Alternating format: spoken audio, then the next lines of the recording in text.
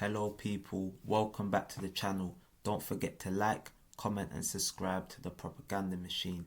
So, this is the Game Week 2 Premier League preview show. Last week, we got the job done, 2-0, goals from Saka and Havertz. Not the best performance, but this week, we're going to need to up our levels as we have Aston Villa. So I'm going to do a little preview and give you some talking points into the game. But first, we'll go into the predicted lineups. So, I expect no change. David Raya in goal, Ben White on the right, Gabriel and Saliba in the middle, and this is where I'd make the change. Jurriën Timber, he got around 25 minutes, so I'm expecting him to start. He has to come into this game because last season, Zinchenko, it was testing times against Aston Villa, and I'll go into that more in details in the preview, and I'll go more into that in details in the talking points. The midfield, I expect to stay the same. Partey, Rice, Odegaard. On the right, Bukayo Saka, he has to start. Last week, I said maybe he should be on the bench, but he proved me wrong. He's durable, he looks fit, he looks sharp, and he looks ready to go. Havertz will remain our striker, and this is the second change. Gabriel Martinelli for Trossard. Actually, I'm thinking about it. No, we need Martinelli. Martinelli has to play this game as Villa play a high line and his pace could exploit them. So I would play Gabriel Martinelli. So that's our predicted lineups. Now we'll go into some talking points from the game. And the first talking point will be the left back situation. Because last season, all the goals came from that side. They came from the left-hand side. Villa's right. The first game, the cutback came from our left-back area where McGinn scored in the 1-0 loss. And the second game, it was a big problem. Zinchenko, another stinker. He lost the ball to Yuri Tielemans on the edge of our box. And if you remember, Yuri Tielemans gave us a warning. It hit the crossbar and then the post. We were lucky, but we weren't lucky because we did not learn our lesson. Again, I don't know what Zinchenko was doing. He was at right back. The ball gets played across our box. And Leon Bailey at the back post all alone. No left back in position. Another goal. The last goal, we got caught out. We went all out attack. Ollie Watkins versus Smith Rowe.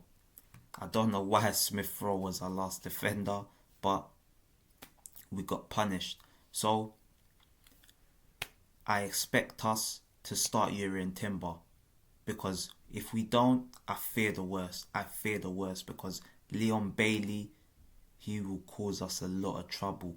And as you can see from what I'm saying, you can go and check it out for yourself. We had a lot of issues on that side of the pitch. Leon Bailey got a goal and assist, so that is a key area on the pitch. Another key area. Ollie Watkins versus Gabriel and Saliba. As you know, Ollie Watkins is someone that likes to stretch the defence. He likes to make them runs in behind. He makes unselfish runs. So our defenders are gonna have to be on their A game. We saw Saliba last game switch off, pass the ball to Matheus Cunha, and we almost got punished. Gabriel, he does have that in him as well. He can switch off at any moment, do something, concede a penalty, have a moment of madness. But this game, we can't afford it. we can't afford to drop points this early in the season because we can't be playing catch up. Man City have just got Gundogan, and although we've just signed Mikel Merino, who won't be ready in time for this game, they look a lot stronger, and we still need another attacker. Another key area will be the midfield battle. We've got Onana, he is a monster. John McGinn, another player that's very physical. Tielemans, intelligent. And then you got Morgan Rogers, who plays kind of just behind Bailey and Watkins. They kind of play a 4-3-1-2 / 4-4-2, 4-4-3-3. Villa are very, very tricky. Very tricky. So Thomas Partey, he can't be sloppy because that Morgan Rogers does like to pick the ball off the defensive midfielder, and he will find Watkins and Bailey, and then we'll be in trouble. So Declan Rice, Thomas Partey, you're going to need to work very hard this game and be very combative. And Odegaard, you're going to need to be a captain in this game. You're going to need to join in this battle for the opening 30 minutes because I don't expect them to give you a moment's peace. You might get marked out the game, but you're going to need to do your defensive job. And if you do get free, you're going to need to be decisive as ever. Next area. This is a player, Kai Havertz. We're going to need him to be selfless. He's going to need to be making these off-the-ball runs, dragging defenders out of play so that our wingers can get in behind. Martinelli, we're going to need your pace because Aston Villa played the highest of highest lines, and you are going to need to be on full road runner mode, getting behind and cause a lot of trouble. But the area that is the most significant is going to be our right hand side.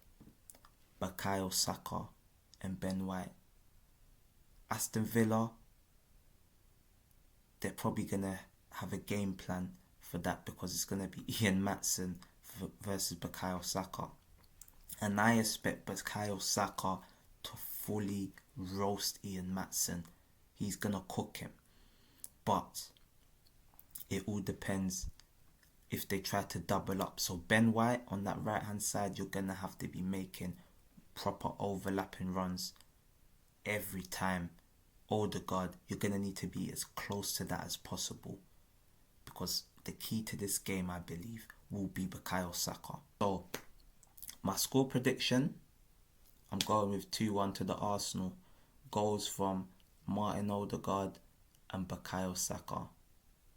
Hopefully we can get this job done, but I'm expecting a very, very tough game come Saturday, 5:30. So now we go into our score predictions for the rest of the other games in the Premier League. So as you can see, last week I had an absolute stinker. Smelly. The Man United prediction wrong. Liverpool prediction wrong. That was kind of more hopeful. Trying to be edgy. I got the Arsenal one right. Wrong score. The Newcastle one also right. I predicted Everton to win. They absolutely stank the place out. And then the rest of the results, I got them all wrong. So for this week, I'm hoping I can do a lot better. So we go into the lunchtime kickoff. Brighton versus Man United. Brighton coming off a 3-0 win away from home against Everton, and Man United a 1-0 home win against Fulham. It's very tough to call. I don't know who to go with, but it's kind of a pick 'em. The draw would be the safe bet, but I don't like to play things safe. So I'm going with a 3-2 win to Man United and probably another last minute winner. I hope I'm wrong though. And now the 3 o'clock kickoff. Crystal Palace versus West Ham. Both sides lost last week. So I'm going with a draw. 2-2.